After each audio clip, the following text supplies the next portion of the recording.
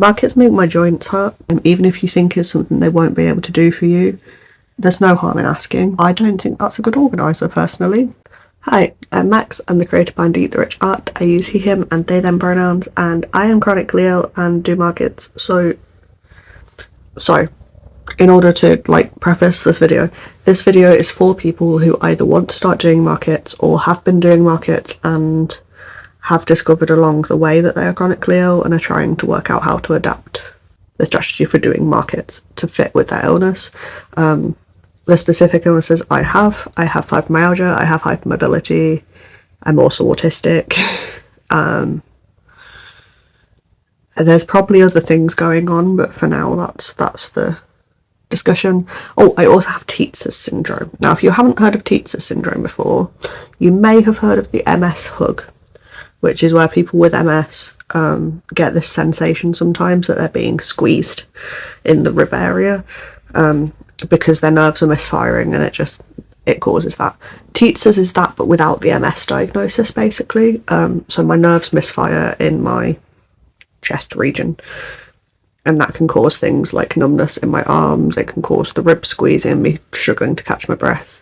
It causes a lot of tenderness in and around this area. It can cause numbness all the way down my legs sometimes. It causes a lot of pain. It also causes the sensations of heart attacks and appendicitis, which are not fun. So yeah, a lot of just torso pain. That is made worse by cold. So I'll also be focusing on strategies for making sure you don't get cold as part of this. I'm going to split this video into a few different sections. There will be timestamps and the YouTube chapters things in the description and on the time bar where you scroll, just to make it easier for you to find the specific tips that you're looking for if you're looking for tips, or if you're just generally interested in how disabled people get on with life. The whole video will be relevant, because this is how we do that. Because we have to, because society is not built for us to actually just be disabled, so we do need to do things. Slightly political rant over. So section 1 is going to be before the market, how you prepare to give yourself the best chance of just getting through the market. So that's number 1. Number 2 is what you need to do during the market, or what you can do during the market to help. Number 3 is after the market recovery, things that help me with getting back to daily life. Then also there might be a bit of blurring between sections because there'll be stuff that's relevant for multiple. These tips might not be relevant to every single disabled person. They may not be relevant to every single person with my conditions. We all present differently, we all have different symptoms. I am in no way a medical expert, and I am in no way claiming to speak for everyone with fibromyalgia, autism, hypermobility, or Tietze's. This is just how we are, basically. This is my personal tips that I hope will help you. So yeah, let me know in the comments if you have tried any of these tips, if they've helped you out, and if you have any more tips that you think might help me, because I am always trying to help to accommodate myself more, so that I don't have to do as much recovery afterwards, because I do also work a 9 to 5 as well as markets, so I can't let markets affect me being able to do my 9 to 5. So recovery time is quite a difficult thing to do. It needs to be things that I can do and work at the same time. Luckily I work from home, so it's a little bit easier, but yeah. Anyway, ramble over, let's get into section 1. So section 1 is before the market. So I have a couple of different tips here, and these are all things that might seem like they will take a lot of energy the first time you do them. It's a lot to prepare. It may feel like over preparing, but if it's going to help you during the market, during setting up, during packing down, to reduce the energy you're exerting in those very physical moments of the market, it will help you get through the market so much better. So taking that energy once to prepare all of these things will save you so much more energy in the long run that they're definitely worth doing. Tip 1 is when you're packing your bags. So the way that I pack my bags is that I have one bag that is all of my setup, my entire setup is in one bag. It's getting to the point where that may need to be 2 bags. But either way, my setup and my stock are completely separate. The way I pack the setup bag is from the top down. So the top is the things I will need first. Those first things when I open the bag are my tablecloths and then my shelves. I also in there have a big toolbox that is full of blue tack, clips, paper, pens, all of the little fiddly bits that you always forget to pack. So, like I said, bulldog clips, safety pins, things to fix things if needed. So I have a lint roller, I have a needle and thread, I have some wet wipes in there as well, so that if anything falls on the ground I can sort that. If anything gets ripped or torn somehow, I can sort that. If I need any extra signs or labels, I've got everything to make it in one big toolbox. So that all goes right at the top of my bag, so that they're the first things that I reach. This just means that it saves you energy in, like, you're not having to take everything out of the bag to then pack up, to then set up, and then you're already tired because you've had to unpack a whole bag. This way, you take it out of the bag, you put it on the table how it needs to be, you take the next thing out of the bag. So much less fiddly, so much easier. The other thing I suggest doing is if you can keep things set up, so if you use the big metal grids and can have the space and you're travelling to keep them set up so that you're not having to set them up at the market, do it. If you can use them then as storage at home so that you're not having to take them down between markets, fantastic. This is something I see a lot of people do, where they'll use their grid walls as like a background for TikTok lives and things. It's just helpful. Obviously, I am someone who doesn't drive, so I'm aware that that can be quite difficult to do. Everything I have for my store is stuff that's easy set up and packed down. I don't use the grid walls for this reason, or the grid shelves or whatever, because they're so fiddly and take so much mental and physical effort to set up and pack down. So I have got wooden shelves that I just slot the things into place and then they're ready for that. I've gone into set up a little bit. Anyway, back to packing bags. So yeah, keep everything you need first at the top and everything you need last at the bottom of the bag. Easy peasy. This tip can also go for stock. So the way I put my stock in my bag is it's all in separate baskets or bags, and each basket and bag goes in a different area on the table. That also means that when I've got helpers with me, I can go, could you set the shelves up? And everything they need to set the shelves up is right there and ready for them. Or I go, right, this bag of things needs to go on that shelf there, so that I'm not then having to spend my own mental energy while I'm trying to set up a different side of the table to go, no, that bit goes on that shelf and that bit goes on that shelf and this bit goes over here, and it's all that one bag is that one shelf. So it's a lot easier to do that way. I'm constantly changing the way that I set up, so I don't necessarily stick to this tip as much as I should, but it's something that I've heard a lot of other people say makes it a lot easier for them, and I need to start doing it a bit more, because setup is one of the most stressful and painful times for me when I'm doing markets. The other tip I have for preparing for the market is also things that will help if you have helpers. I need to pause for a second because my foot's going numb, so give me a sec. Okay, I'm back. Sorry if the camera angle's changed. Yeah, this tip is also something that I stopped doing and need to start doing again. But it's another tip that helps with if you have helpers.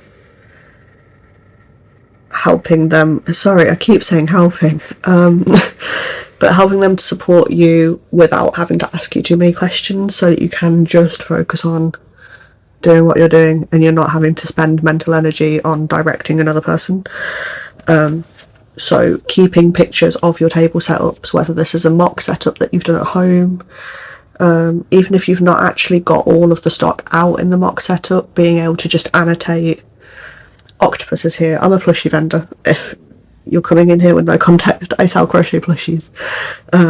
So yeah, being able to have a photo of your table with the shelf set up and going, octopus is here, bears there, keychains here, so that then your helpers have the information they need, they're not having to ask you for it. The same with then helping yourself with the packing side of it, and if you have any helpers to help you with packing, keeping to-do lists, keeping packing lists.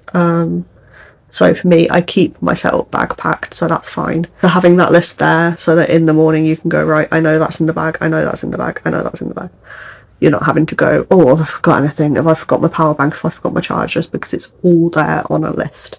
And that means then if you get to a market and you go, oh, I've not got safety pins and I should have packed them, you can write on your packing list safety pins, so that next time you know that you need them. I'm not sure where I got to. Yes, lists, packing lists. One of the things that comes with how my disabilities work is brain fog, and that's one of the reasons why, if you've heard a lot of stuttering, stopping and starting and pausing in this video, the brain is foggy today. It's quite hard to put together a sentence sometimes, and sometimes that happens the morning of a market and you just have to kind of get through it. So I'll have tips for that in a second. Packing lists. Having a packing list for me is really helpful, so that I know what I'm doing. I also keep a to-do list of things to do before a market, just everything that could possibly be needed, even if it's not needed for every market, with timescales on it. So things like making sure all of the stock I've made is tagged, making sure that anything I'm bringing is fine, because like sometimes if you've had something in a bag for too long, not that it breaks, but like it can become a little bit rumpled, it can become a little bit squished. So taking that time before a market to look over your stock and go, right, this guy needs like a bit of reworking, or oh, he's covered in cat fur, like I'll give him a lint roll and stuff like that. So making sure the stock looks good, tagging, packing the bags. Any additional things that need doing, so if I need to film an intro to a video, if I need to do a stock take, like if I've had a few markets quite close together and just need to go through and recount stuff just to double check, then that's on the list, so that I can go through in the days before a market and go, right, I'm ready, or no, I need to take tomorrow evening to do that block of things that need doing. Especially for me, again, not driving, I do a lot of markets with my mum, so quite often they'll come and pick my stock up off me a few days before a market, so I can't just get ready the night before, it needs to be done in advance. So keeping a list of the things that need to be done before they pick the stock up is quite helpful. Reduces the stress levels and therefore reduces the pain levels, because as much as I hate to admit it, all of the wishy-washy mental supports physical information that physiotherapists and occupational therapists will give you is true. Less stress, less pain. So reducing your stress as much as possible is very, very helpful. I think that's all of my pre-market things. Oh, also talk to your organisers. Anything you need, talk to your organisers ahead of time, even if you think it's something they won't be able to do for you. There's no harm in asking. So I always have to ask to be away from speakers because I can't hear very well, and I also struggle with processing the sound that I can hear. So being near speakers will just worsen that exponentially, as well as not helping with the autism, because then I get overstimulated a lot quicker. Whereas if I'm on the other side of a room from a speaker, everything is so much easier because I'm getting overstimulated less and I can hear when customers are asking me questions. Asking if chairs are provided beforehand, and if they do provide chairs, what types of chairs are they? Sometimes they can send you photos of the chairs, so then you know if it's not a padded chair you need to bring one, or if they're providing chairs that don't have backs and you need a back on a chair, you can bring your own chair, because sometimes just chairs provided doesn't necessarily mean that that will be something that helps you in any way. I know that sitting on uncomfortable chairs makes my pain so much worse than just standing the whole time. So knowing ahead of time what chairs are provided is so helpful. Don't feel like you're annoying your organisers either. They are there to help you as much as they are there to organise the event. If they cannot provide things that you need, then you need to know that in enough time to know if an event is worth you doing. So ask them questions, always, because it's like things like step-free access. It might be that they've said, oh, the venue does have step-free access, but that's actually only for one room of the venue, and the market's split across multiple rooms. So you need to say ahead of time to the organiser, hey, I need to be in the step-free room. A lot of organisers are quite good at asking you ahead of time if you need step-free access, if you need certain things providing. But if they're not, it's still worth just asking that question, especially for outside markets as well. I found quite often with outside markets, there will be stalls that are on hard ground or pebbles or something, and then stalls that are on grass. So if grass is easier for you because it's less strain on your joints, you can ask to be on the grass. Or if you can't be on the grass because you use a wheelchair and your wheelchair is just not great at that, then you can ask to be on the hard floor. So yeah, that's just things. Just talk to your organisers. Don't feel like you're annoying them, because at the end of the day, you need to know if you can do the event or not. And if they act annoyed, I don't think that's a good organiser personally, and I would steer clear. So yeah, because don't forget, you're making them money. You're paying them to be there, so you deserve to know if you're going to have a good time or not. So then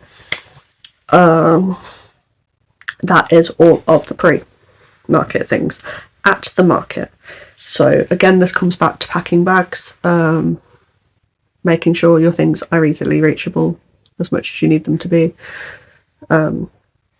I also recommend taking extra surfaces with you, even if that's just a little foldable stool, or a mini camping table, just something little so you can have a packing station, or you can have all of your things, like your snacks and things, easily reachable without you having to bend up and down for them. Asking the organisers if anyone is available to give you help with loading when you get there. It might be that that is a member of staff. It might be that another vendor who's done packing, who's done setting their stall up, overhears you and goes, oh, I can give you a hand. We've had that before.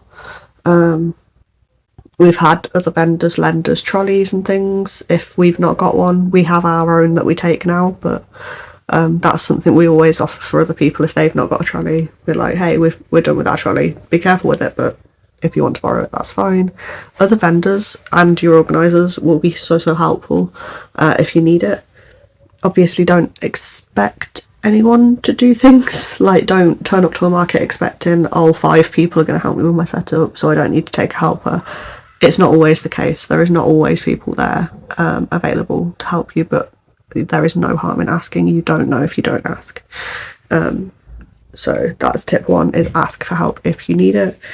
See what they can offer you. Tip 2 I have is, if you are in a venue that has a hard floor, even if you're in a venue that has carpet, we take these like foam pads with us. They're quite often used for children's play mats or like hopscotch and stuff. They're the ones that look like puzzle pieces. Ours are quite big, which is nice. So we only have to take 2 or 3 each instead of taking like a whole mat's worth. But yeah, so we take those to stand on. That reduces a lot of strain on my knees and my hips. My partner is also disabled, so it helps him a lot with his as well. Cardboard to stand on if you're outside and on hard ground. It helps the warmth, helps your warmth stay in you, basically, and stops the cold from the floor coming up and affecting you. So cardboard to stand on, I suggest. Comfy shoes. There is no point in trying to look good at a market or trying to look stylish. You want to be comfortable first and foremost, because most markets you're going to be there for 4 to 8 hours, up to 10 or 12 for some events. So you want to be comfortable. And this also goes for like other things to do with warmth. I layer all of my clothes constantly so that It doesn't matter what the weather's going to be. It doesn't matter if we're indoors or outdoors. I will usually be wearing a long sleeve t-shirt, under a t-shirt, under a hoodie, under a coat, sometimes a second coat, with hats and gloves and everything, so that then if I'm cold, I can get warm, and if I'm warm, I can cool myself down by just taking layers off. So yes, layering clothes, being comfortable. Comfortable is better than stylish for markets if you're vending. Having something comfortable to stand on, and if you have a trolley, even if it's just one of those little like sack truck style things where it's like the handle and then a little lip, that will be so much more helpful than carrying, because you don't know if there's going to be steps, you don't know if the handle on your bag's going to rip, anything can happen. So having something to carry things in rather than carrying them yourself will also help reduce fatigue and stuff as well. Taking a folding stool, I've already mentioned. Yeah, one of those just little festival screwing folding stools is so helpful. I've seen quite a few people with them now, because that can provide an extra surface if you need an extra surface, or it's something to sit on if you don't have a chair, or it's something to put your feet up on behind the table if you need to put your feet up and not have them down all the time.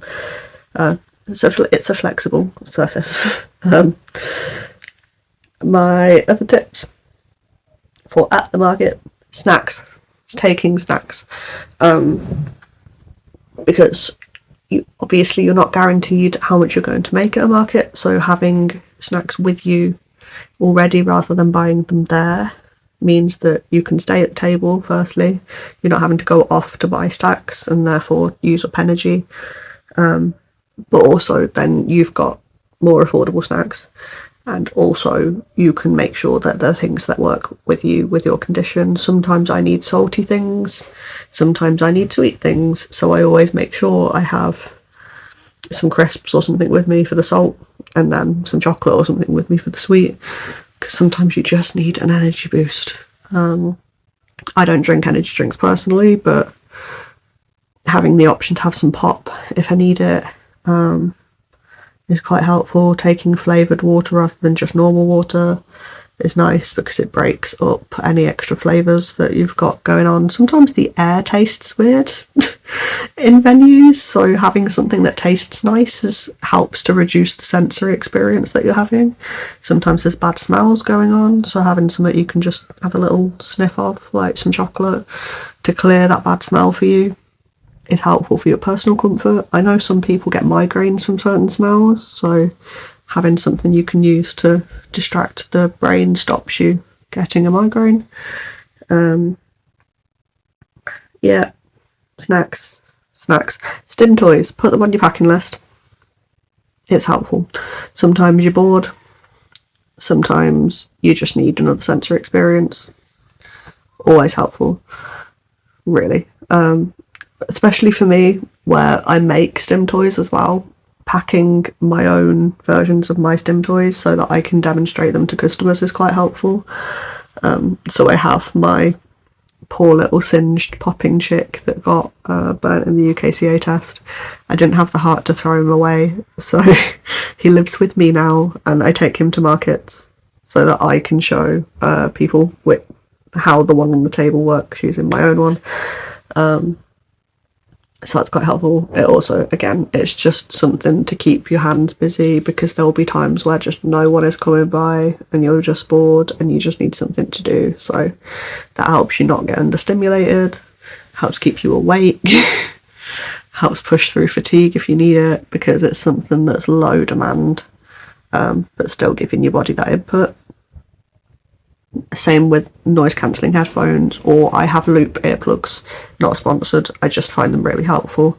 They're just little in-ear ones that, rather than making me completely deaf, because I'm already quite deaf, they just reduce the noise. In louder venues I can still hear speech through them, which is nice. Sometimes I do have to just take the one out, just because, again, ears don't work great. But yeah, having them helps a lot with not ending up ridiculously fatigued by the end of the market. The amount that limiting sensory input helps with fatigue is, again, something that like, I don't want to listen to the wishy-wash about it, but reduce stress, reduce pain, reduce fatigue, helpful, useful. So yes, taking noise cancelling headphones, taking chewing gum if you're someone who likes to have that minty input. You're not worrying about your breath smelling as well. I know a lot of vendors who do just constantly chew gum because it keeps them awake, and then also the breath as well. Yeah, that's that. I also always take wet wipes and deodorant with me to a market, because I'm not on meds currently that make me sweat, but I have been on meds that make me sweat before. And just taking that time, that 5 minutes behind the table to stick a quick wet wipe under your arms and give yourself a spray just helps you feel so much more refreshed and not like gunky. Because if you're sitting there feeling like gunky and gross, you're not going to be putting on a good face for customers, you know? So that also is quite helpful if you are on meds that make you sweat, or if you're going to markets like in the heat of summer, it's also useful. The same, actually, continuing that tip, I always make sure with the way that my table is set up, I have a part of the table I can just hide behind and customers can't see me. It's helpful when I'm eating because I don't like people watching me eat. It's helpful for if I just need to rest my face for a second. Because when I'm at a market, I'm putting my smiley, hey, come check my stall face on, and that is quite tiring after a couple of hours. So sometimes I just need to dip behind the table and go, oh my god, resting bitch face engaged. Rest, relax, and then it's fine. The same also goes like if you're tired and you're just struggling to keep up the persona, you can just have a rest, and it's so nice. The one thing obviously I will say about that is that customers do prefer to come over to your table if they can see you. So I do make sure that I only hide at moments where I have someone at my table who is visible to customers, so that they still come over. It's just helpful. The same goes also, I find, for being stood up. People come over more when I'm stood up than sat down.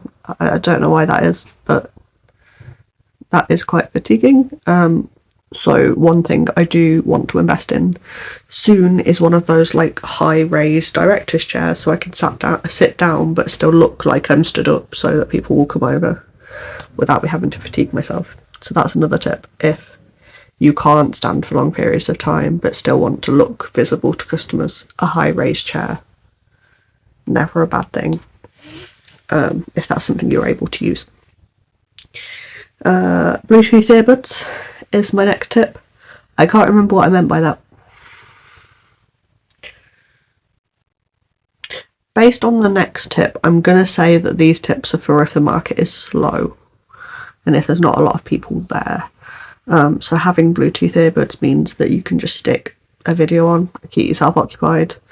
Again, reducing that stress that comes with being understimulated by delving into a little video when it's boring. Again, that's another part of just keeping yourself awake, keeping yourself present, is having some audio going on. Also means then if there is like loud music or screaming children or anything like that, they're noise cancelling, but they're subtle, so people still feel like they can approach you because they can't necessarily see that you've got them in until they're quite close. The other thing I've said, and the reason I know that that tip was about if you're bored, is take things that aren't strenuous if pain is bad. So things like, I crochet behind my table while I'm there, if I remember to. I've not been doing it very often. I've been taking it, but I've not been doing it recently. But obviously, crocheting for 7 hours is not always a good thing to do because it makes the wrists hurt. So I usually take something like a stem toy, or I took a Sudoku once, that was fun. Something like a notebook just to doodle in. Something that's not actually strenuous for your joints, but again, just keeps you occupied and keeps you awake. Makes it look like you're doing things because customers are always interested in that. But yeah, so that's useful. going back to crocheting behind the table, that's just a tip genuinely anyway. If you're a crafty person and you're selling crafty things, customers love to see that you're doing the thing that you're selling behind the table. They just find it really interesting, and that also helps with the fatigue, because then you get less questions of like, oh, have you done this? Is this yours? Are you doing it? Because they can see that yes, you did in fact make them, because you're currently making one behind the table. I think the other tips I have are also about reducing people talking to you too much. If socializing is something you're worried about, or that does cause you a lot of fatigue, signs, as many signs as you can, visible price signs, visible signs that say I take cash and card, or I only take cash, or I only take card, signs that say yes, I did make this is all handmade. I have a sign from my table that says that this is a disabled friendly stall, so that people know that I'm not expecting them to make eye contact, I'm not expecting them to speak to me, I'm not expecting them to be able to see everything necessarily, so I'm happy to bring things forward on the table if they need to get a closer look. It just lets people know that if they need anything from me, to buy from me as a disabled person and as them being disabled, they can ask me for that support. I also have a sign that I need to start putting back up again that says that I'm hard of hearing, so can you speak a bit louder? I have signs that say exactly how much my badges and stickers are and what the designs are, blown up big, and then I've got the size of the actual sticker next to them. All sorts of signs, they're helpful, because then it can be tiring at markets if customers are asking over and over again, did you make this, do you take card? Or sometimes they'll decide just not to buy from you in general because they think you don't take card and you do, without even asking you if you do. So having that sign there not only makes you more sales but also reduces fatigue. Having a packing table behind the table I've already spoken about. I think just again reducing the amount you need to bend down. The way I do this is I have a part of my table that my shelves have a gap under them, and then I always put things in front of the shelves so that people can't see the gap under, and I use that gap under for my bags and my packing materials. I have a second shelf that I put a cloth over because it's a mesh shelf, but that creates a space behind it that I can leave my drink, my phone stand, snacks and things there, so it's all on the table but people can't see them and can't see my mess. I also use that for my little tray that's got all my stickers and badges in, so that I can hand people them when they're bought. So yeah, that's quite helpful, is having that space so that I'm not constantly digging around in bags and bending down and causing myself fatigue that way. It also means that I'm much more visible to customers when I'm looking for things, so if they've asked for a bag, they can see me looking for the bag. I'm not disappearing behind the table then to find the bag, which helps them not be put off purchasing things, because again, people for some reason people like to be able to see you. I can't describe it, but yeah. Then the final tip I have for actually at the market is make friends with your vendor neighbours. Then it's just helpful if you need to take a rest, or you need to go to the toilet and you don't have a helper, or you need your helper to come to the toilet with you, or for some reason they've gone off to get you food and you need to do something, then your vendor neighbours can help you out with keeping an eye on your table, making sure that nothing goes missing. I also find it helpful because sometimes they've got paracetamol and I forgot it, or sometimes they've got extra snacks that they're willing to share and things like that. So I do share back, don't worry. I'm not constantly taking from other people. But it is helpful to have that sort of rapport with your vendor neighbours. It also means then if you run out of cash, I've had times where I've run out of pound coins, and I've been able to change a £5 with my vendor neighbours for some pound coins or something, because they've been paid in loads of pound coins and I've not been. Or sometimes it's the other way around. If I've got loads and loads of pound coins but not enough 5s and 10s, so I can swap them, their notes for coins if they need coins. So yeah, make friends with your vendor neighbours. It's helpful. It also means then that when you see them at other markets, you know you've got a friendly face there, which is never a bad thing. Also then you can talk to them about other markets in the area and get their opinions on if the organisers were nice or not, if the event is well organised, if the footfall is good and it's worth you going, because that is one thing I found a lot recently. I'm tiring myself out of these markets and the footfall is just not good enough. So the markets I'm not doing anymore because it's not worth my energy to be there. So getting those opinions from other vendors, especially vendors that have similar-ish things to you.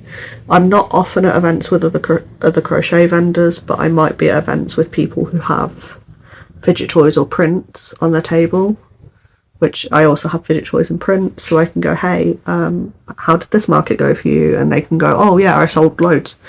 Or they might be like, oh, it was a good market, but the organisers gave me a bit of grief for asking for accommodations or something, and then I know that it's not worth doing that. So really rely on the vendor network.